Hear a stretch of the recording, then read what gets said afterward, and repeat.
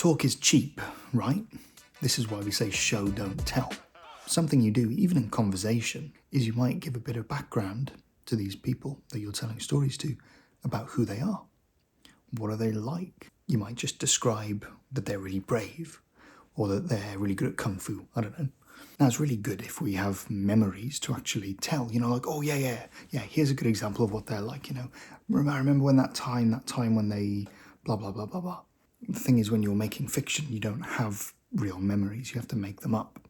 So you go through this process of thinking, okay, well, what sort of situation would show what they're like?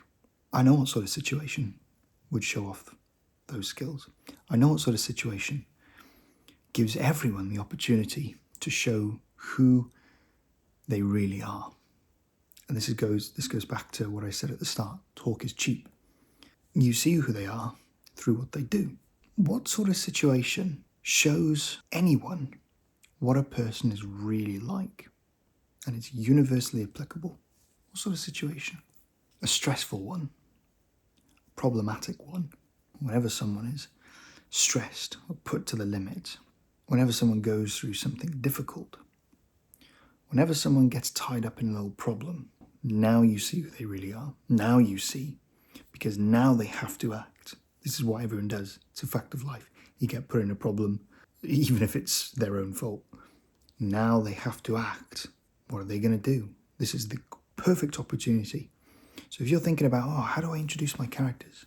How do I introduce what they're like? What sort of characteristics they have? To sum it up, what sort of situation gives you the opportunity to introduce those characteristics in the quickest way? A problem. Put them slap bang in a problem. Whether they're on a little rescue mission right before the story actually starts, you show this pre-story. Or maybe they're on maybe they get themselves into some trouble. Even if it's a group, that's even better. Now you've got a situation where there's this group of people, and now you get to see what they're all like.